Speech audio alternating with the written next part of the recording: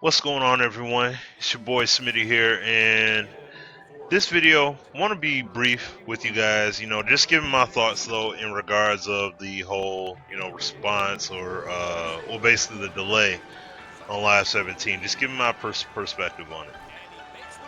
The way I basically feel about it is it's more of a legacy thing. I don't mind games being delayed, but what that tells me is that the quality of the game, whatever it is that your feature set is, or gameplay aspects, assets that you have, whatever it is that you're doing, modes, gameplay, tools, options, everything that you're going to have, it needs to be as tight as possible. We all know it's not going to be perfect because it's a man-made product. It's going to have imperfections. It's going to have its issues. But it can't be glaring, eyesores time and time and time and time again. Like, there has to be a level of consistency and fluidity in terms of basketball being depicted respectively within the game. Just point blank. So that's what that tells me by pushing the game back. Now, outside of that, like I said, my standpoint is more of a legacy aspect when we look at it, because when you look at NBA Live as a series, Genesis, Super Nintendo days, game, top rank, top shelf basketball title. Sold, was selling, outselling everybody. EA was building this brand name. It became, a household name in terms of sport titles, all that. PS2 still held that prestige, but you had some titles that were a bit shaky and everything, especially when you had 2K start to come up on the horizon. But then when you got to Gen 3, it's like the whole identity for Live just fell to the wayside. So you're talking about calendar year 2005, 2006 pretty much. I'll say 2006.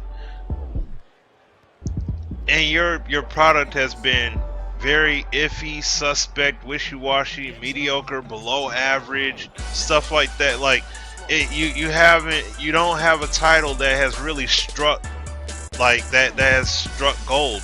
That's been that hot title, that true baseline title for, as far as the NBA Live franchise is concerned. We're still waiting for the one to say, okay, this is a real foundation that they could truly build off of. I mean, last time they had that was in Live 10. I will say that. Like going from NBA Live 09 to Live 10, they did have a nice baseline that they could have built from. But instead of them truly building from that, they essentially scrapped it and did NBA and NBA Elite, and that was like one of the worst falls in terms of that franchise. That was the worst fall, and it started from there. And then you had the cancel. You had a year without a basketball title at all, and then you had Live 13 that was basically, it looked extremely rough, and that game was canceled.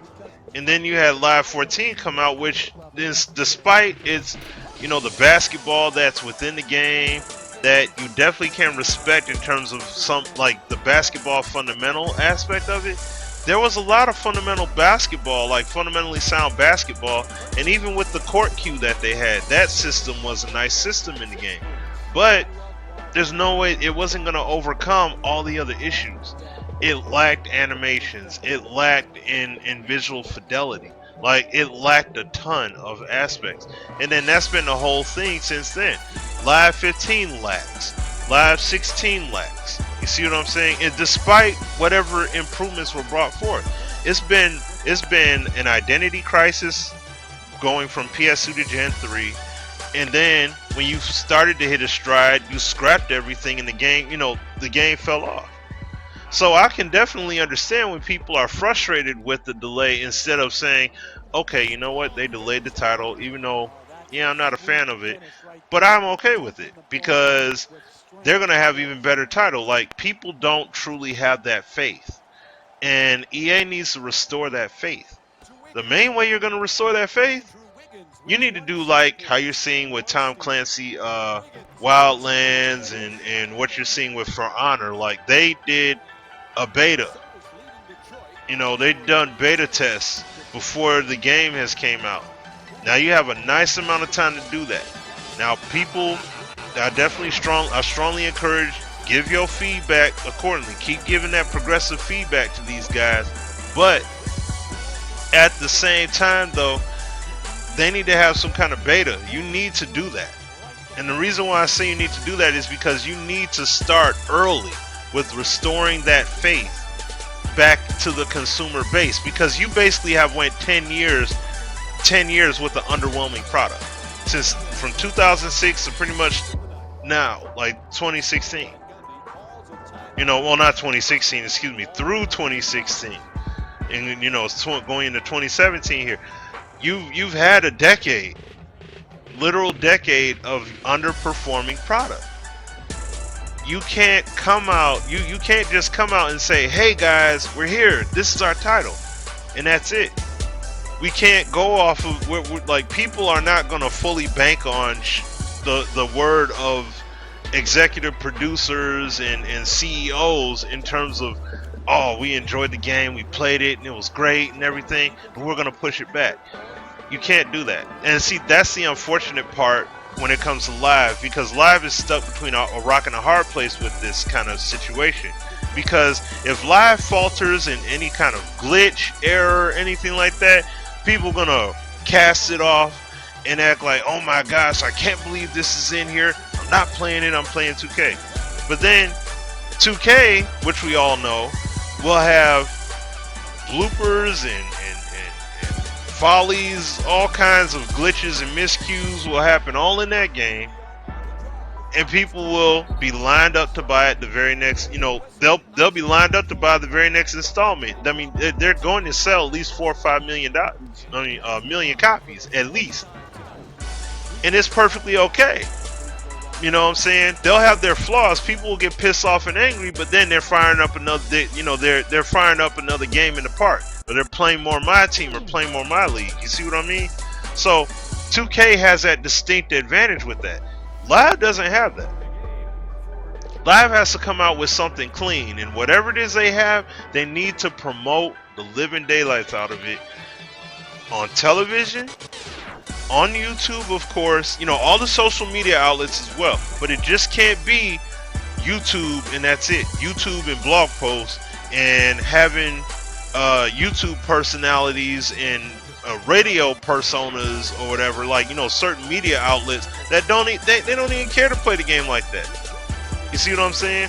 You can't just have that. You need to go on a national, you need to go take your promotional tools back like how you did on PS2 days, and you know, have it in the magazine publications, have it in, you know, the gaming mag publications, have television commercials, show something during the NBA draft like how you used to do back then.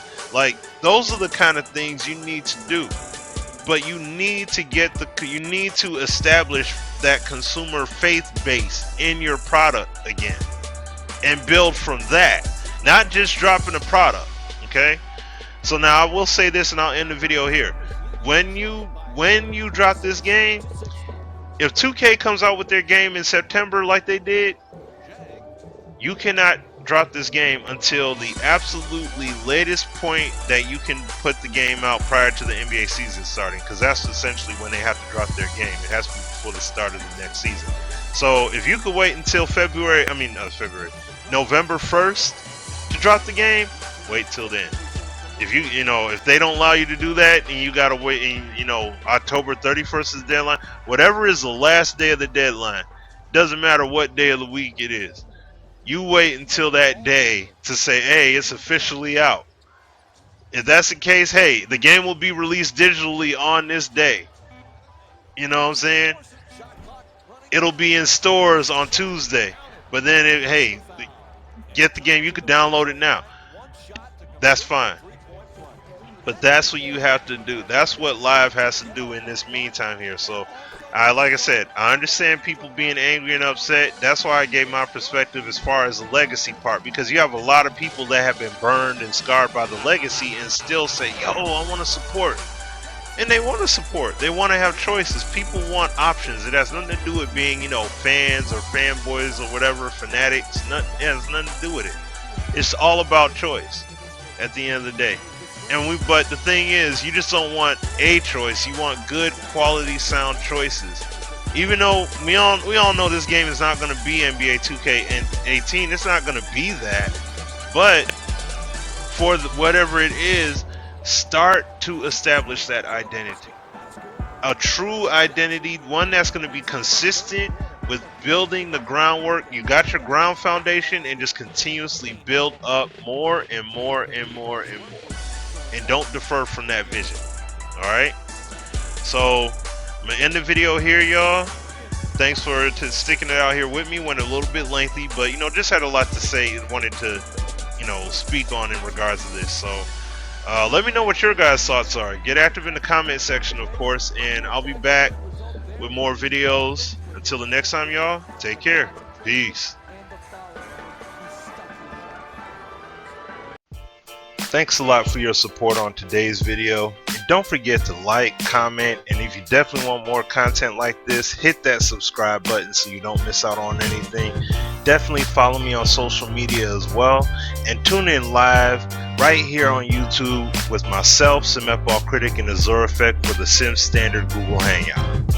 Until next time, guys, take care, be safe, peace.